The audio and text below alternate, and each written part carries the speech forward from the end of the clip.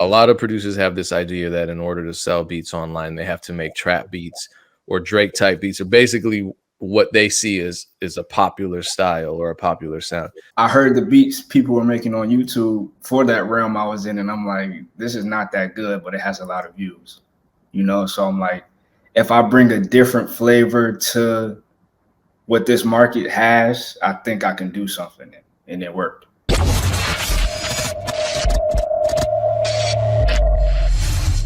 Let's be honest, you're not gonna find these videos anywhere else. Why? Because I make them. So it would really help me out if you subscribe. If you've already subscribed, what also really helps is if you like the video and leave a comment. It's hard in the era of clickbait videos on YouTube and negativity in the producer community, and I appreciate your support. Thank you so much. I get asked this question all the time, or I get contacted by producers who have this idea in their heads. Mm-hmm. A lot of producers have this idea that in order to sell beats online, they have to make trap beats or Drake type beats, or basically what they see is a popular style or a popular sound. Did you feel that way when you first started? You know, I didn't really think about it because I didn't do it for like the money aspect. I really just did it to, I guess, to get my name out there, to keep creating music. And yeah, I never thought that I would be able to live off of making a beat in general. But you know, nah, I didn't really feel that way. But I like looking at it now, I can really see why somebody would think that. But honestly, the bread and butter is in the niche type of vibe. Griselda is like everybody wasn't doing that, so I could see why I'm kind of flourishing how I'm doing now. And yeah, you know, it's a lane in the boom bap realm. So you would say that it's actually an advantage on your side to not make what's deemed as the popular sound? Right. You could say it's less competition, you know, if you want to, although it's building now, but yeah, definitely. And were you kind of an early adapter to that type of beat? Can you explain what you mean by that? In the sense of when you well, we'll get to SEO later. It's just when you started, these numbers are crazy. They're like jumping up and then halving and then doubling and tripling. Anyway, shout out to everyone in the chat. Shout out to everyone tuning in. When you first started uploading your type of beat, did you feel like you were one of the few people really targeting that sound? Honestly, no. I feel like I was slightly late to the party. I mean, it wasn't too many people doing it, I guess, but I felt like I was late because I remember when I started, I'm like, oh, dang, this guy has gotten over 100K views. He has 20K subscribers. Like, damn, I can't compete with that. But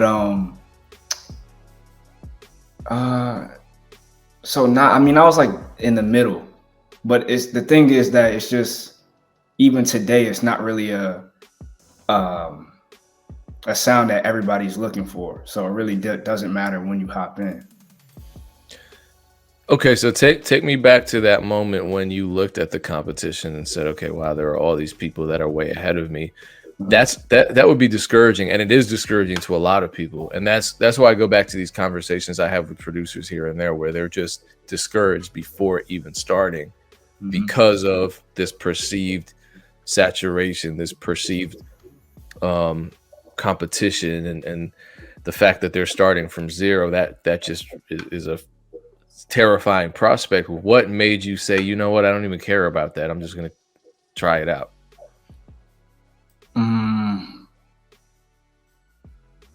I guess because YouTube wasn't my end goal, and it's still not today. Like, what I really want to do is actually work with these artists. And I feel like having a different goal in mind and not saying like YouTube is my end all be all helped me say, like, forget about the numbers, just put in the work and, you know, you're going to grow. So I think that's what it was. When did you start selling beats online? Last year, maybe a little bit before the pandemic. Yeah. So that was soon, that was recent. How long did it take from when you started until, you know, selling beats became your job and music became your main source of income. But let me say that before, like a year before, I tried to sell beats on a different platform for maybe like 2 months or so, and it was like, this isn't working, I'm gonna stop. But I came back to it a little bit before the pandemic. But your question was when I start to sell beats like as a living. Okay. Yeah, how long did that journey take? Right. So like I said, a little bit before the pandemic is when I had started doing it and was making sales here and there. So a few months later, like fall of what was that, 2020, the sales were pretty good for the whole summer, the whole spring. And me and my girlfriend moved to an apartment. I told her, I really don't want to work a job anymore. And she said, okay, I mean, what you gonna do? I said, I mean, I got this refund check from school. I got some money that I saved up from Beats. And yeah, that was pretty much it. And I said, I'm gonna just try it. And I literally just tried it. And yeah, it worked out. But that whole process, I want to say, yeah, it took really like 4 months, honestly, of just consistency. When you say consistency, let's because you took a risk, right? You not only put yourself in a position of risk, you also put your partner in a position of risk because you were living it together, and obviously sharing um, both the benefits and the consequences of you going off and venturing into entrepreneurship as a producer. What kind of things did you do to make sure that those 4 months? I mean, obviously, you had no idea that it was only going to take 4 months, but how did you step your strategy up, or how did you plan? What habits did you form? I know I'm asking you a lot, but Yeah. walk me through that period where you were just kind of not necessarily back against the wall, but you were having to now really face the reality that it was either this, you make money making beats, or you might kind of be ass out. Yeah. So I will say it was a grind. I call it a grind, like no sleep. I was working during the time that I first started making beats, selling them. And it was just a full of grind, full of gaining knowledge on how to use these instruments, how to chop a sample, what people would like to hear, things like that. And I would work the whole day, come home, do music, go to sleep, just do it all over again. And my bad. So your question though was, can you repeat your question? My bad. I have a bunch of questions. Just what do you think? What do you think made it possible for you to transition into full-time producing in such a short period of time? What habits did you form? What knowledge was the most important, do you think, that you learned? I say YouTube was really a blessing for me because not even because it allowed me to sell beats, but it made me stay consistent on a schedule. I think that was really key because at a point in time I was uploading beats every day. And although sometimes it can be depleting creativity, for me, I was good because I was learning, listening to music every day and things like that. So, just doing that and just, the best lesson you're going to get is just from experience. So I guess I'll just say just making those beats every day is what really kind of pushed me to get better. And then I seen the growth of the numbers on YouTube. I seen people start to pay attention. All of that kind of motivated me to keep going, I'll say. Here's what's interesting to me about what you're saying here. I think a lot of people, if they were in that position that you were in, they would really focus on the marketing elements of their music career, whereas you focused on the creative elements and improving your sound, improving your musicality, this and that. And that's what worked out for you. What made you focus on the quality of your music rather than the quality of your marketing? I heard the beats people were making on YouTube for that realm I was in, and I'm like, this is not that good, but it has a lot of views, you know? So I'm like, if I bring a different flavor to what this market has, I think I can do something. And it worked, you know? Yeah, I think that's an important conversation that we don't see being had enough. It's a lot of marketing talk. It's a lot of selling talk, Right. not too much talk about identifying your own weaknesses or niches in the market that you could improve upon just by stepping up your musicality. So, yeah, I mean, what were some mistakes that you were making when you first started making beats versus what you learned to improve once you really dove into your process? In terms of like selling the beats, you'll say? No, in terms of making beat, what did you improve on? Mm. What did you identify in your old process that you fixed moving forward once you really started diving into the market that you were uploading beats into? Okay, yeah, something I'm still learning even today, which I probably won't stop learning, is the mixer and mastering process. You know, that was something that really slowed me down at first because I was learning so much of how to make music in machine and things like that. I was kind of forgetting about the other aspect of like the mixing part, not having muddiness, getting the middle frequency down, making it loud as possible without distortion. You know, that was because that was a whole nother thing for me. And I'm like, damn, I just learned how to do all this machine. I learned how to use Logic. You know, I was kind of draining myself. But and at that point in time, I was using Lander like for every beat. So what I would have to do is keep exporting from Logic and putting it in Lander and just A/B testing it, seeing which one I like better, the high version, the compressed version, and listening to it. And it took up a lot of time. So I said, okay, I'm gonna sit down and I have to learn the mixer and mastering process, and it helps speed up the process. Okay, so this question is coming in through the chat. I just want to condense it a little. Mm-hmm. So you start selling these old school sounding beats in 4 months. You're making a living doing it. Was it all organic? Did you pay for ads? Was any of it paid marketing? No, at that point in time, nope. I didn't get into the marketing aspect until probably a month or two after I was making money from it full time. Okay, and then I'm skipping all over the place. Skipping back to the mixing and mastering conversation. Now you're obviously mixing and mastering in Logic. What have you kind of learned from that process? What's your mixing and mastering process look like now? Just a lot of EQing, a lot of leveling, of course, and Isotope Ozone has been my friend. That's really helped me. I think y'all should check that out, man.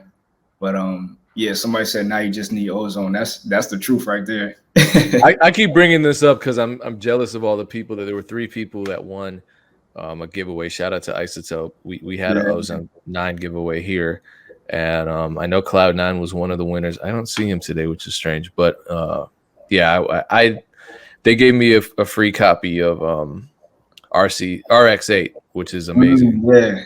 But I don't have the new Ozone, so Oh, you got to people get that got it. Well, I'm jealous. It's the 9 just looks amazing. They have some insane features that I was just like, wow, that doesn't even sound possible, but it's dope. I can imagine. I feel like this person might know you personally. So you've been a musician since you were a kid?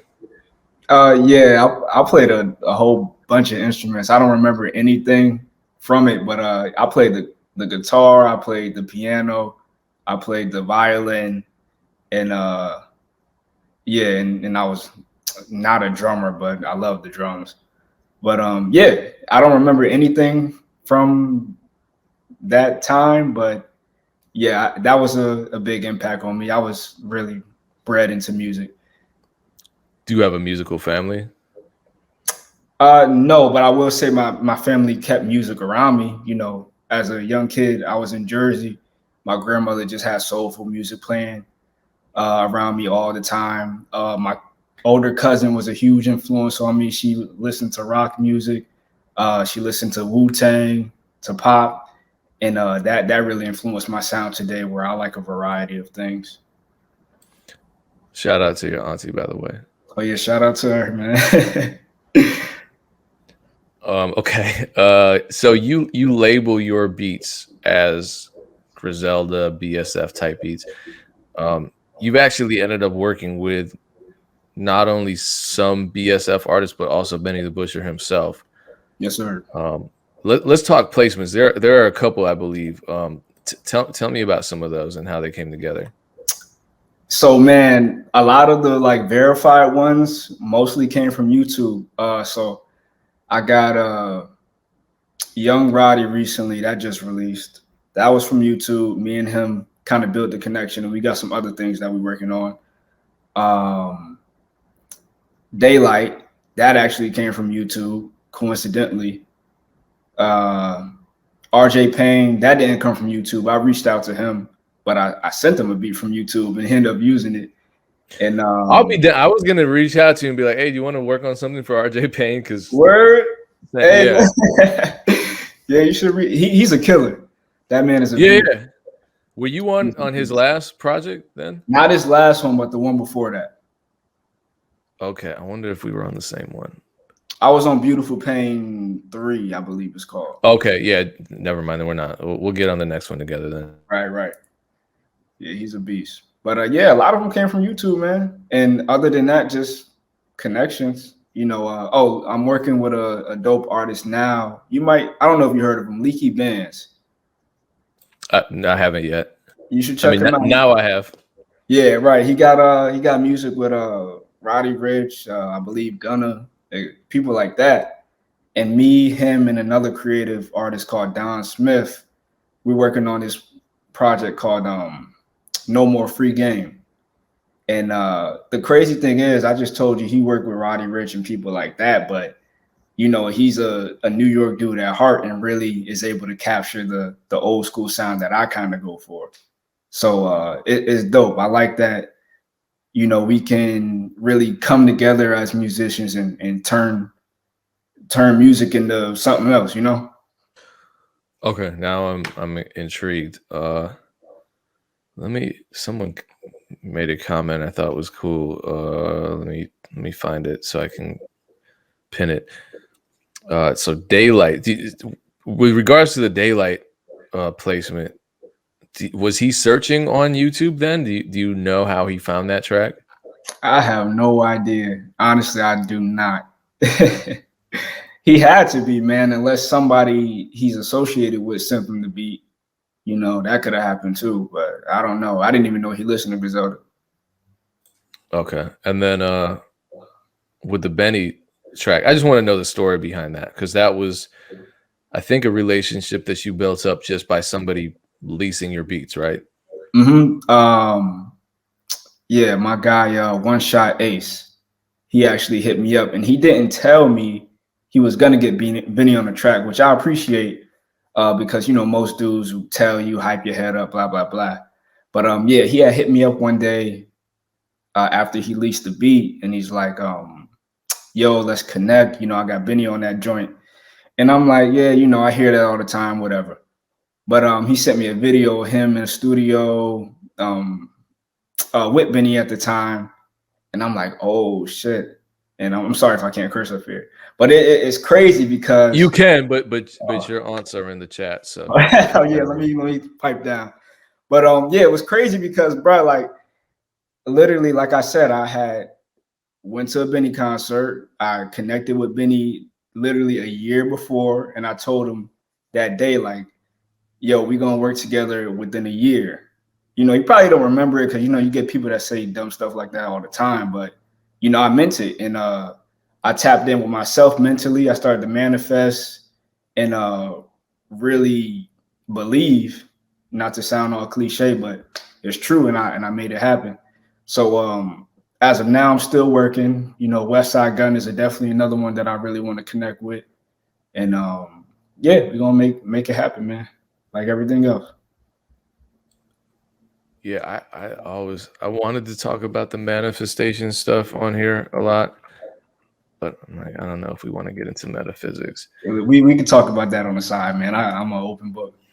Okay. So let's talk YouTube then. Um did you only start uploading beats to YouTube 2 years ago? Was it even 2 years ago? According to YouTube, I went back to look at your very first video, which was a Playboy Cardi remix. I think Oh that's what yeah, I it was. remember that. Yeah, So I that think that was was your first one. okay. Yeah, that wasn't when I was consistent selling beats. That was just me trying to do things. But yeah. So yeah, I would say, but the YouTube selling beat route really didn't happen until like last year. Which is kind of amazing because I'll be honest with you, I'm so sick of YouTube, and a lot of us who have been uploading beats to YouTube for a while now are frustrated with how YouTube is limiting our views and kind of burying our videos. And it seems like your channel has been steadily improving, even though, and a lot of people ask this too, you know, if they start a if they start a channel, producers, if they start a channel and it doesn't do well at first, should they just abandon the channel when they get serious, or should they just keep using the channel? Clearly you just kept going with the channel, you got Mhm. more consistent, and things improved, and it looks like your YouTube reach and engagement have steadily both been on the up and up. Definitely. Yeah. So now that you've been doing it for a little while, what would you say has really helped your channel grow? One, consistency, like I said before, that's like a given. And number two is I really tap in with the people that support me. Um, I feel like just having that connection with them really keeps them coming back. I don't really like the whole salesy approach, like just coming back and talking to them when I'm trying to sell a beat or something. I don't really do that. I don't even market my type beats like that anywhere.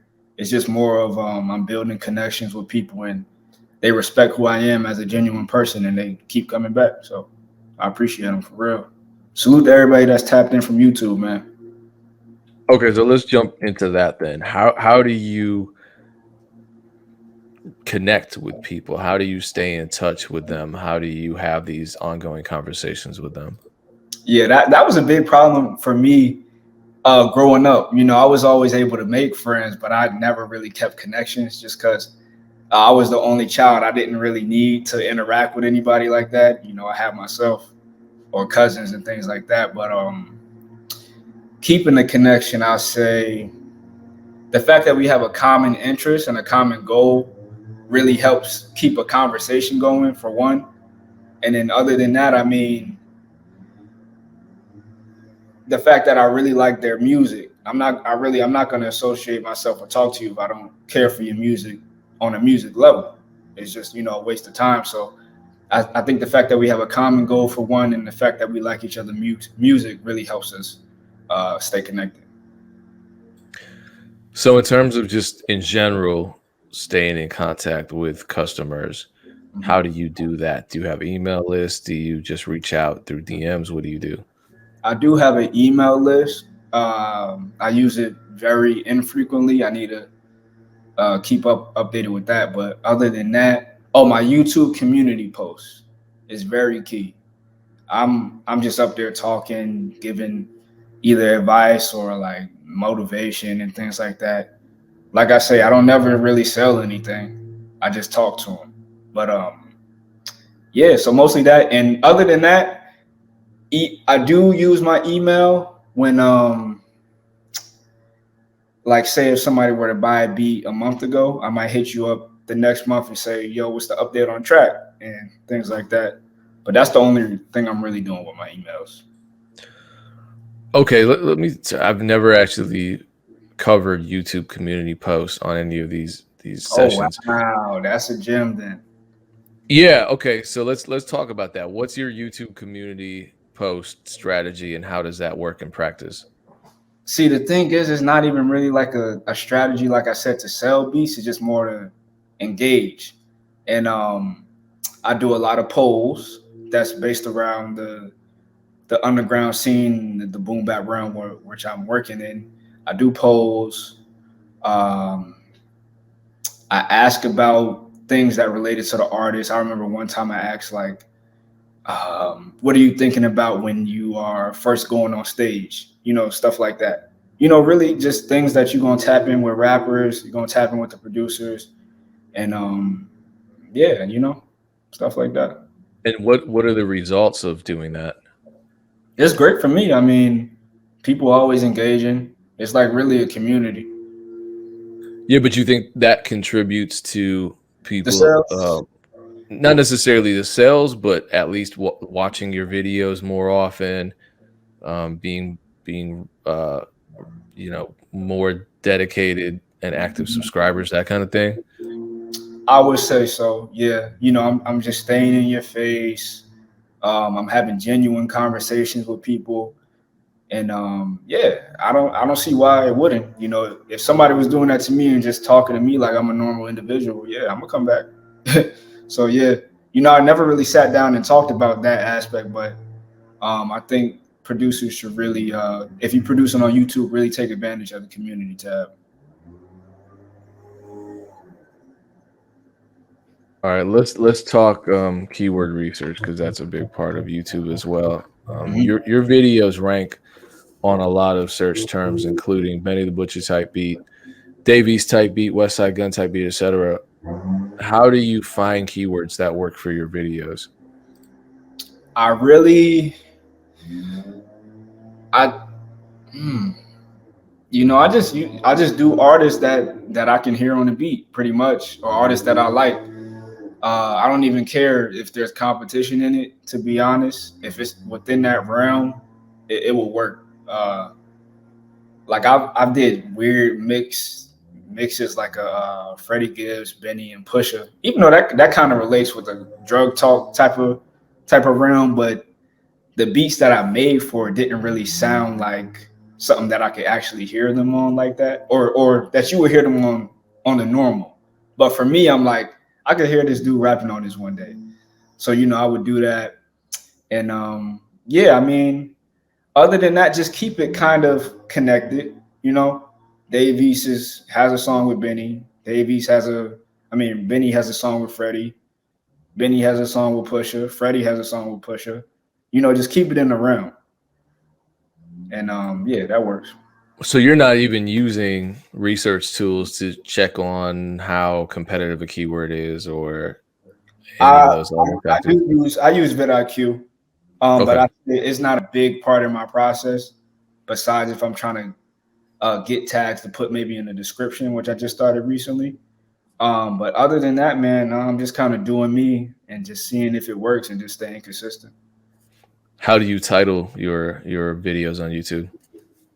Um, Artist, X artist, maybe X producer type beat, or sometimes it's just artist, X artist type beat.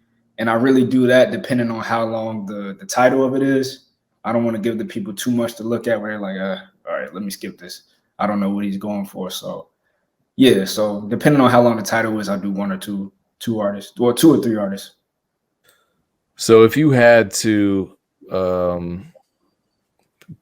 give a producer who's just starting a YouTube channel some advice with regard to keywords, what would you say the most important steps they could take would be? I would say for one, um, keep your keywords within the same realm. Don't do a Benny and maybe I don't know, Anderson Pack type beat. You know what I'm saying? Nobody's looking for that for one. They don't have a collaboration, and they're in two different categories of music. You got to keep everything consistent. That's what I'll say. Okay. Um, I noticed on some of your beats on YouTube that some videos are marked as sold, Mhm. and I assume that's an exclusive sale. What does it take for you to sell exclusive rights to a beat? Mm. For one, I really have to like your music. I don't sell the beat exclusively if I don't like the track, to be honest. And that's one. And number two, uh, maybe if you have a feature up there, you know what I'm saying, I'm more willing to sell it to you exclusive if you have like a notable name. And then number three, I guess the price. Yeah, the price, because I have like a kind of set price of where I'm at right now. And if you can't really do it, it's like, okay, that's fine. I got these other lease options available for you. All right. How do you have that conversation with somebody if you don't like the track that they Right. came out with? What we had this conversation on the songwriting panel. How do you give constructive criticism to a customer without burning that bridge? Right. And I feel like, I'll say this first. I feel like rappers really need to open their minds and be okay with somebody having a different opinion. Even producers, like, it's okay for somebody to feel a certain way about music. It's subjective. So, I tell them like this. I'm like, I give them the positive first. Like, okay, you did this well. I like this, but I think you could still work on this. I feel like that's the easiest way to go about it. And most of the time they understand. But I'm not gonna be rude and flat out say, "Damn, this is trash," and tell you what I don't like first.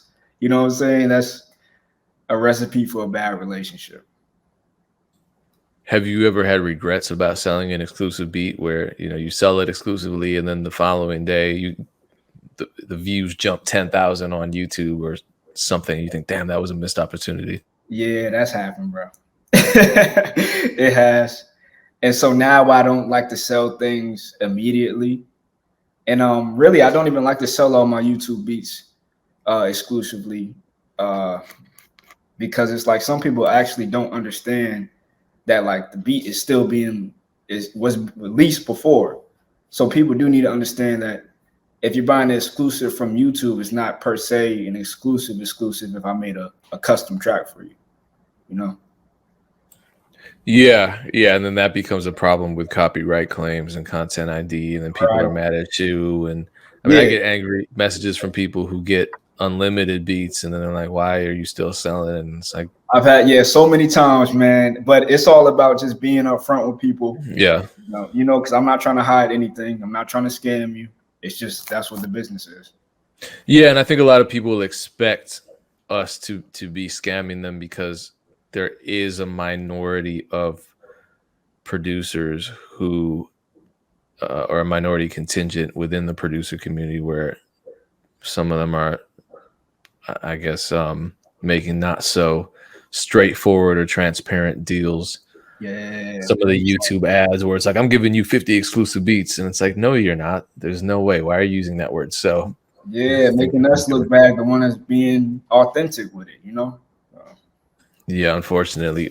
So moving on from that, I noticed something interesting on your BeatStars profile, which was that your basic license is $45, but your regular premium license is $50. So that's not a big difference.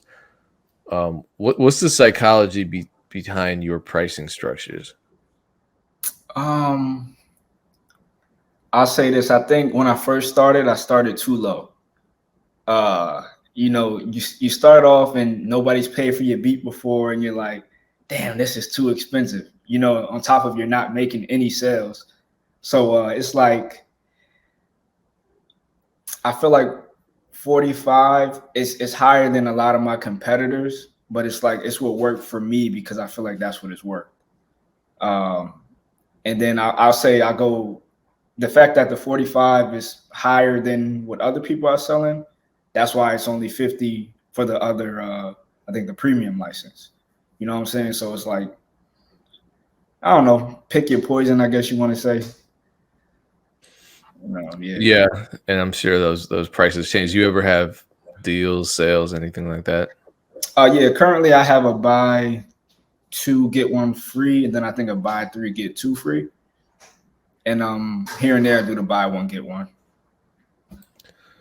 How many beats would you say you make a week? Maybe like 20, because I sometimes I can make like 3 a day, but they're not full complete beats. Like I'm not exporting all of them to Logic and mixing and mastering them. It's more of like I'm crafting ideas, especially when it comes to the sample chops. It's like there's so many different ways I'll be wanting to do things. Do I want to add drums? Do I want to leave it no drums? So yeah, but I would say maybe 20 beats a week. And it looks like Twitch is acting funny. That's why the views suddenly just dropped by half. Oh damn! And now they're coming back. But someone is saying, Beats by Yav said what happened. Says they went offline. So, boy, I guess you have to refresh on. Who am I talking to? If people can't see it, they can't see me talking. But I think if it does happen, just hit refresh. I don't know what's up with Twitch. I got to write them a strongly worded letter or something. So with regards to, it looks like I'm holding a whistle. With regards to, I don't know what that even means, to your upload schedule. I know you said when you first started, you uploaded a beat every single day. Are you still sticking to that schedule, or has that changed? Oh yeah, that's definitely changed. It was getting hard while I was in school. So during that time, I had to change it to once every other day, I believe. Yeah, once every other day. So that's really where I'm at right now. And sometimes, honestly, I miss a day, unfortunately, even though I shouldn't. But so I don't like to force it anymore. When I first started, it was okay because I was growing, but now it's like I'm really tapping into making a quality beat. Even though I will say this, another thing, beats for YouTube can sometimes be different from beats that I'm making for projects or something like that, because people are looking for a certain sound on YouTube. And unfortunately, that's just how it is. In order to grow, you got to stay within a certain realm of things. So it's like, damn. So you're experimenting less on YouTube. Thank you. Yeah, that's exactly what it is. For the most part, I'm still trying to be innovative for what I'm doing, but I will say I can do a lot more when it doesn't come to YouTube, because it could be a dope beat that a rapper that I'm personally like cool with would kill, but you put it on YouTube and the masses don't like it. So, it is what it is. Got it.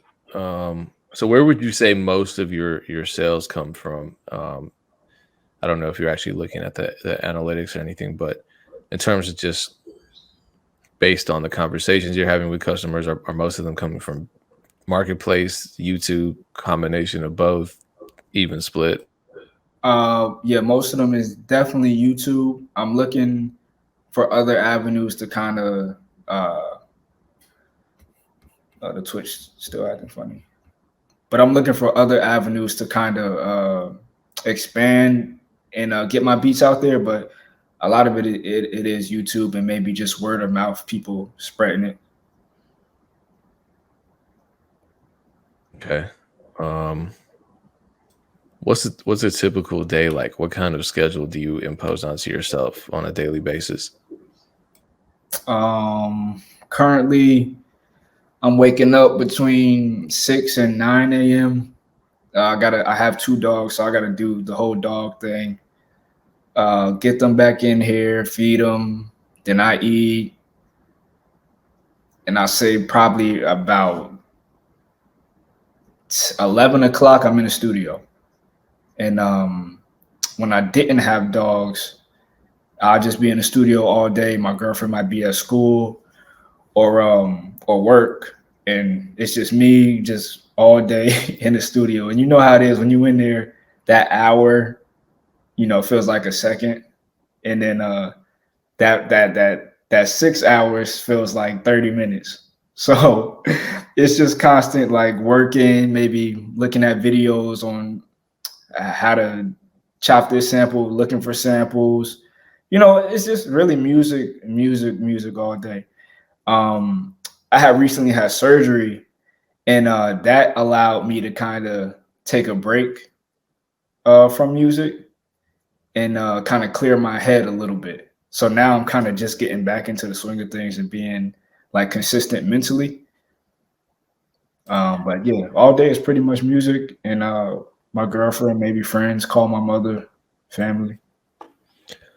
So you did have surgery recently. It has something to do with what? Your Yeah, esophageal lining narrowing or something? yeah, in my small intestines. When I was Oh, young, okay. It was in the GI tract. yeah, I was diagnosed with an inflammatory syndrome in my intestines, so it's kind of had to relate to that. But yeah, had the surgeries to prevent a blockage. Everything is good now. I'm eating, I'm moving around, I'm healthy. You know, thank God, thank everything. Oh wow. So it just kicked us out of StreamYard completely. Sorry Yeah, about that. it froze on me. I was like, yo, you hear me? Yeah. Okay. So we're talking about your surgery. Okay. Yeah. And now our viewership just doubled. So today is just a twilight zone in terms of technology. Anyway, shout out to everyone sticking with us because this is kind of that was scary. But other scary stuff, being hospitalized. How long were you in the hospital for? Uh, I think 7 days, man. It was brutal too Oh because I wow. couldn't eat. I couldn't eat before I was in the hospital, and Mm. couldn't eat or drink. So yeah, it was a mental challenge. It was hard. You know, it put you in a dark place. I didn't. I was doing music. I didn't really want to do it, but I tried. Um, yeah, it was difficult, bro. Then you know, physically the pain. It was. I had to learn how to get up and walk, stuff like that again. Uh, but yeah. Yeah, I saw a post of you in the hospital bed with a laptop and the machine on your lap. Yes, sir. Yeah, I mean, and I'm a private person, so that was big for me. But it like I said, I like to tap in with the people that support me, like let them know what's going on, and let people know, like, man, for one, you don't know what people have going on in their life, and for two, you know, that was a hard situation for me, but what you know, music was my main motivator, and it's like you could really just do anything if you keep a good mental positive mindset, keep your mind on the goal. Yeah, and I guess what kind of struck me too was that it was it's like you had the option to, I guess, work because you loved making music so much and it was your job, so it was kind of like you had a kind of higher degree of freedom than you would in other jobs. Yeah. Okay, so around, let's go back to March. Around March, you dropped a track called Egomaniac, and it featured some rappers, including Graph. You captioned the release with the following statement: "Let's change what it means to be a producer in 2021." What did you mean by that, and how did that relate to you dropping this song? Okay, so I always tell producers that we need to start moving as one, a business, and two, we need to start moving as an artist. So that's really what I've been trying to do. It's been a little slow for me right now, just with all the other things I'm doing. But yeah, I think we need to start getting our face out there more, uh, and just letting people know who we are. So yeah, I guess that's just what I mean. Moving more as an artist and not playing the background so much. How did that track come together? Because this was different from just selling beats. Now suddenly you're getting features, you're actually releasing music, you're finishing a full song. Mhm. What was that process like, start to finish? How did you pick that beat? How did you recruit those artists? How did you release it? So forth. Um, you know, I don't know. I made the beat just like any other day. Uh, Graph, I believe, was offering features at the time, and this was before I was even making like money off of music, really. And I just said, okay, I'll risk it because I would like to drop an album one day as a producer. Like I always felt that way. And yeah, hit him up. He gave me a pretty good deal on the feature. He sent it back. It was fire. So after that, I met an artist named B.A. Bad, which like one of my homies in this music stuff right now. And he yeah, I mean he's one of them artists that you just believe in. I felt like he had the same sound that I was looking for. And I hit him up and asked him if he wanted to be on the track, and he made it happen, killed the verse.